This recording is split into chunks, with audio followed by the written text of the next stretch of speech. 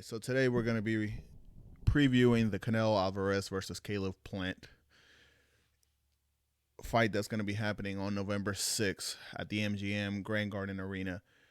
Canelo's coming in with 3 of the 4 belts at 168. He's got the WBA, the WBC, and the WBO, as well as the Ring Magazine middleweight title. Caleb Plant's coming in with his IBF super middleweight title. The winner of this takes all.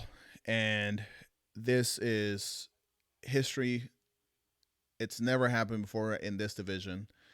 And Canelo is, in my opinion, on the verge of stamping his name in history as, if not the best, he's definitely going to be making a claim to take the title for not just the IBF title, but in winning the IBF title against Caleb Plant, he's going to be taking the spot for the pound for pound number one. And of course, regardless of what Julio Cesar Chavez has done in the past, you can't compare Canelo to Chavez in the sense of they're not in the same era. Chavez has his history, he's got his career, but currently the best Mexican champion, the best Mexican boxer is Canelo Alvarez. And when he defeats Caleb Plant, because in my opinion, he's going to walk in and he's going to dust Caleb Plant, he's going to become the greatest Mexican boxer we ever had. He's traveled across divisions. His power has carried across divisions. He's knocked out the top of all the divisions as he's come up across. He's knocked out people from 160 to 164, all the way up to 168 and even 175 when he took on Sergey Kovalev. I think that was in 2019. So many people seem to think that Canelo is the greatest. Some, like in the Caleb Plant camp, they believe that Caleb Plant has what it takes to be able to take the belts from Canelo. I've studied the film. I've studied the mannerisms of Caleb as he's coming in. He says the pressure's not getting to him. We know the pressure's not getting to Canelo. You know, Canelo eats pressure for breakfast. This man is going to capitalize on his stardom, and he's going to make Caleb Plant break before the fight starts. Now, people are saying, well, no, you can't predict that because you don't know that to be fact. I just finished watching what was a short clip of what was their grand arrivals. And Caleb Plant arrives first. Just like come fight night, Caleb Plant will arrive first into the arena and into the ring. And you see a worn but tense Caleb Plant. You're starting to see that, you know, he said it in the countdown show for Showtime. He said he's performed against the greatest. You know, Caleb Plant speaking about Canelo. He talks about Canelo's history and the many great fights he's been part of, and the many times that he's faced adversity in his career and he's come through. And he says, but I don't give a shit about that. If you're bringing it up, you give a shit about it. If you're bringing it up, it's because it's in your head. No one talks about things that are not currently in their mindset. So if you're going in there and you're already talking about the fact that you don't care about Canelo's presence in the ring, you don't care about his superstardom, you're full of shit. And anybody that doesn't call that out, doesn't see right through that, they're just romanticizing the fact that Caleb Plant believes in himself that he can pull this off. There is such a thing in sports called an adrenaline dump. And it happens at the beginning of the round sometimes. It happens in the middle of the fight. It happens when there's an odd stoppage, whether it be a foul or, you know, something being discussed smack down in the middle of the fight that leads to a stoppage in the action. a break in action, better said. There's an adrenaline dump. You sit down after one round and things aren't going the way you expected them to go, and you look across the ring and you see the greatest boxer doing work on you. There's an adrenaline dump. There's an adrenaline dump that comes with even just being in the arena, and in between rounds they're playing Mexican, regional Mexican music. It's all in favor of Canelo. Canelo's the A side. Caleb Plant is a human. He's going to have an adrenaline dump. It's almost guaranteed. Now, does that mean that Caleb Plant can't somehow pull this off? No. But when you're dealing with somebody like Canelo, we've seen, if you pull up his record on Wikipedia, because I can't see it right now. Well, hang on, I can see it here. You have, I remember I started watching Canelo when I would say about a good 10 years ago. But when I really started reviewing his fights and when I really started studying the tape was when he took on Daniel Jacobs. This was back in 2019. And I remember we were watching the fight as a family, and I remember that it was the three of us. It was my dad and a cousin of his, and while we're watching the fight, they're just going on and on and on about how this is an unfair fight. Canelo's just overtaking him. What are we watching here? And I couldn't help but to think, if that's what two people that don't watch boxing, the only reason they're watching is because I'm watching in the living room. The only reason they're joining in for this is because I'm, screaming to the top of my lungs. It's because, they don't watch the sport. So for them to know, like, okay, we don't even watch the sport on a regular, we can see it. We can see how badly he's beating on Daniel Jacobs. It was elementary to know, look, this fight's not going to go Daniel Jacobs' way. People think that because, Daniel Jacobs was a bit bigger, had a little more experience than Canelo, that he was going to be able to give Canelo trouble. Well, we saw how that ended.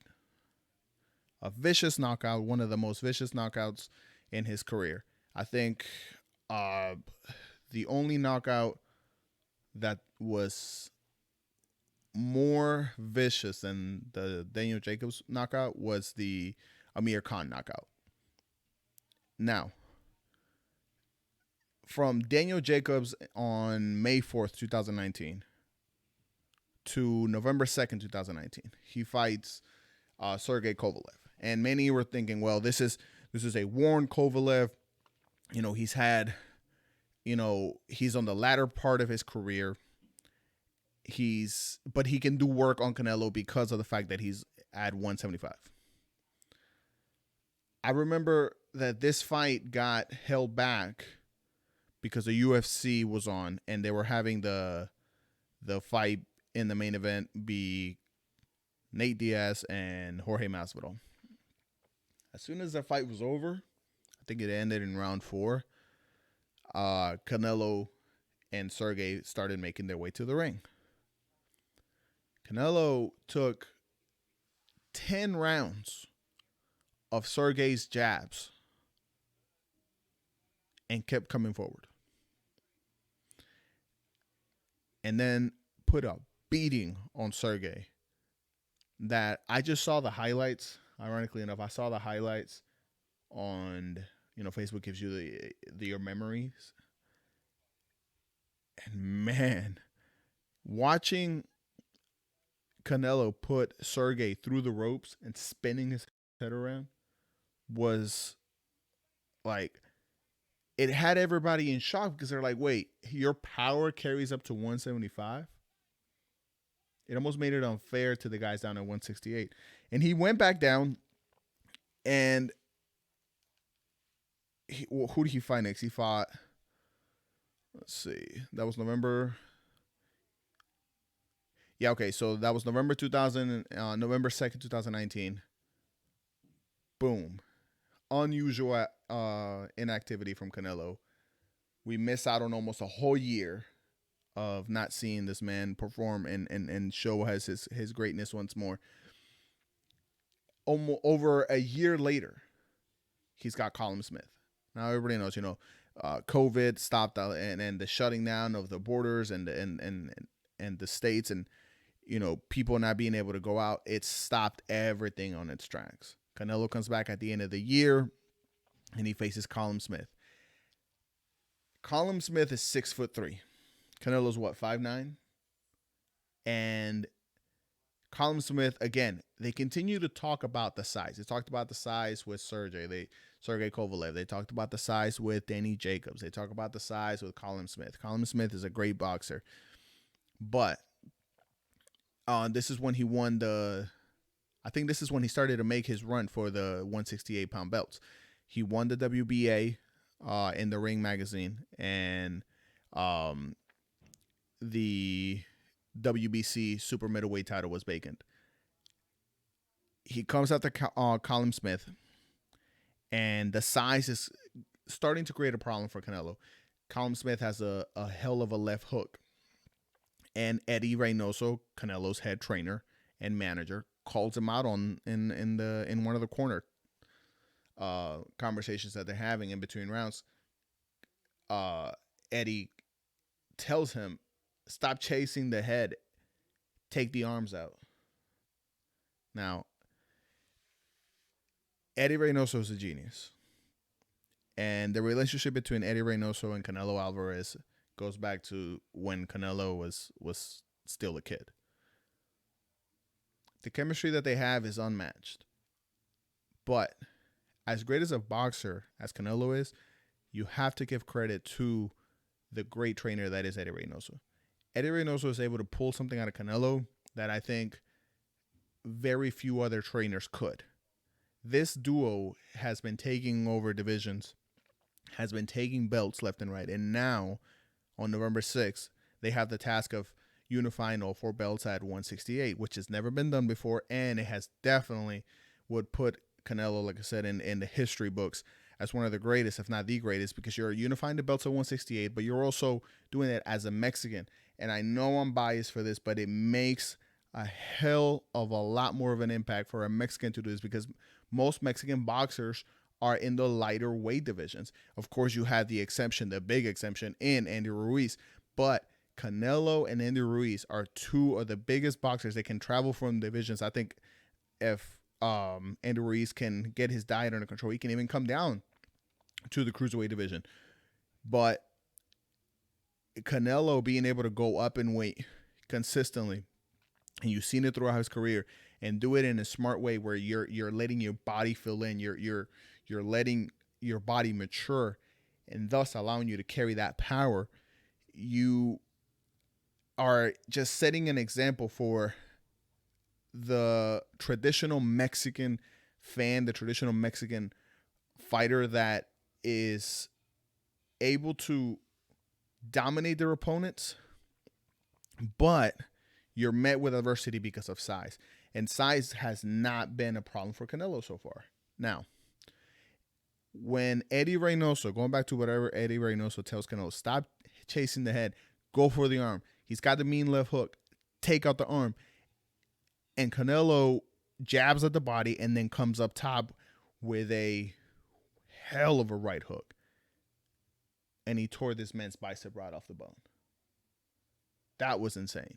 That was war strategy like I've never seen before, because it allowed Canelo to handicap his opponent and then ride out the rest of the fight after injuring Colin Smith. And Colin Smith, if you go back and watch that video, you can see when Canelo lands the right hook to the bicep on Colin Smith, and Colin, right after they split from there, Colin smiles at Canelo, and Canelo just nods his head like they both knew, like, oh, this is bad, and Canelo knew, and Colin Smith knows. Now,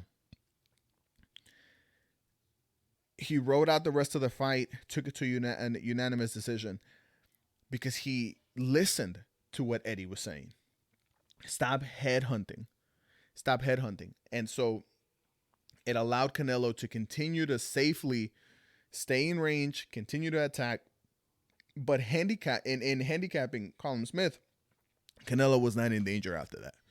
At least in my opinion, he wasn't. Now, he goes and he takes on who follows shortly thereafter. Was it Yildirim? Which was a mandatory fight for the WBA, WBC, and the Ring Magazine middleweight titles. This poor man, he was stopped in the third round in 12 seconds. Yeah, that was a nobody thought that Canelo was in trouble in that fight, and Canelo had already sparred Yildirim, but when they were in the early stages of their career, but Yildirim was just a mandatory, and sometimes the mandatories aren't the toughest of challenges. But I mean, a fight is a fight, but when you have somebody fighter like the caliber of Canelo, and then you have a mandatory in Yildirim, it's not even a fair fight almost.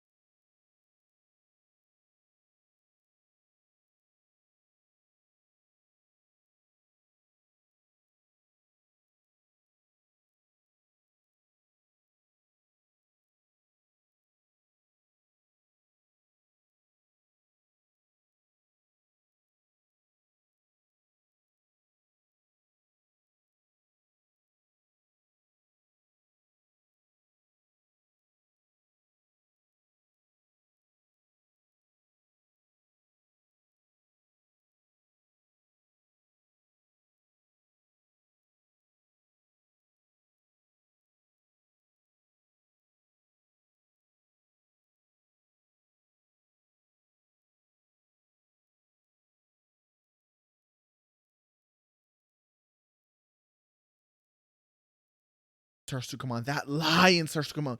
Canelo and his team start to figure you out. And Canelo calls it round 8. I'm going to knock him out in round 8. And Canelo starts to come up with those brutal uppercuts, those brutal body shots, and trying to work the body and trying to slow Billy Joe down. And then he catches Billy Joe with an uppercut. Enough to get Billy Joe to acknowledge it, and they make a lot of that. The commentating team's also making a lot of that. Like one fighter will hit the other fighter, and the fighter on the receiving end will shake his head like, no, that didn't hurt. Yes, it hurt because you're a human. But when Billy Joe acknowledged that hit from Canelo went through, even if he tried to fake, there was no faking it. He had to acknowledge it. Your damn mouthpiece almost flew out of your mouth, Joe. He had to acknowledge it. And the commentating team called it like that shot damn near pushed the mouthpiece out of Billy Joe's mouth. And it was in that round when Canelo started hunting. He started coming forward, and it was a 3-minute. Those were the longest 3 minutes of Billy Joe's life. You can tell because he was like, oh shit, he hit me, he caught me, and now he's coming on. When you're in an arena, okay, first of all, for the record, no fighter is afraid of any other fighter. Any person is this fighter is afraid of me. Shut up. If he was afraid of you, he wouldn't have signed a contract. Regardless of what people think, most fighters are not there for a payday. They do this because they love this. And Billy Joe is a real fighter, and I know he loves this game. He was undefeated up to this point. But when Canelo cracks you with that shot, and your team is screaming at you, the fans are going crazy, and then he's pacing forward, and he's chasing you down, and with his glove, he's waving the crowd in, and there's a roar from the 60,000 people that are in the arena, all cheering Canelo on. They know what's coming. They know the end is coming. And Canelo landed that shot 3 times, that same uppercut, because Billy Joe kept making the same mistake. Not a mistake, I guess it's in his style, but of dodging hits and bending at the waist, but creating almost like an L with his body. And Canelo timed it just perfect. 3rd time's the charm. When Canelo goes upstairs, Billy Joe ducks, bam, right in the middle. Broke his damn orbital bone. And Canelo knew it. And Billy Joe knew it. And that's why Billy Joe tried to end the round. He knew he was in trouble. He was just trying to get out of that round. Canelo walks to his corner. Billy Joe walks to his corner. And there's a tale of 2 stories. 2 different ends on that. Billy Joe saying, I can't continue. I can't go out there. My orbital bone is broken. And Canelo is calling that same shot. He's not coming out anymore. And he tells Eddie Reynoso, he's not coming out anymore because I broke his orbital bone. I felt it when my fist, how brutal is it? I felt it when my fist caved into his socket, into his face. I just broke his face. That was intense. And so Canelo gets on Eddie's shoulders and they start celebrating. And the commentating team is like, Canelo's celebrating like he already won the damn match. Canelo knew. And he stops Billy Joe in the 8th. And now, let me say this here. Now he's got Caleb playing. November 6th. If Canelo can pull this off, there's history in the air. There's history in unifying the 168 pound belt, and being the first Mexican to do it. There is history in doing this in record time, 11 months. But like I said, a huge Canelo fan, and you want to give Caleb Plant a fair shake, but there is just levels in this game, and Canelo is like on square 5, 10 steps ahead of you. And Caleb Plant is not going to be able to get in that 2nd or 3rd gear to be able to cause Canelo any problems. It's just not going to happen. I've had a shitty year picking fights, but there is one thing for certain, and you don't bet against Canelo. Now, if Caleb Plant can get it done, big F. But if Caleb Plant can get it done, then good for you. You know, you're a hell of a fighter. You're undefeated so far. Great. You will stamp your name in amongst the greats, because only one person has defeated Canelo, and that was Floyd Mayweather. But the chances, kid. Sometimes reality hits you in the face and it shatters your dreams. And all respect to Caleb Plant, but he's about to get hit with something that he's never been hit with before, and that is the power of Canelo chasing history. Because many people find it hard to stay motivated on a day-to-day basis. This man is dedicated. This man is disciplined. This man is hungry because he wants to make history. He's not worried about what Demetrius Andre's talking about. He's not worried about what other people are now, whether or now the people are now considering him the greatest. He's not worried about the steroid allegations. He's not worried about the cheating allegations. He's not worried about all that. Canelo has marched forward and put his stamp on being one of the greatest fighters because of the fact that he has come forward and has come after every single one of the hardest opponents and has taken belt after belt after belt and division after division and vicious knockout after vicious knockout and decisions, dominant decisions after dominant decision. This is going to be a hell of a fight. It will cap off the night after the UFC 268 goes off the air. I hope and pray safety for both of these fighters. I hope and pray that they are both able to put on a good show. But when it comes down to it, after all the talk is done, after all the hype is said, and after everything else that comes into the fold and the excitement of this fight, one thing is for certain, and you can bet your bottom dollar that come Sunday morning, the highlight will read, Canelo Alvarez makes history, unifying all four belts at 168, the first and only Mexican to do it. What's next?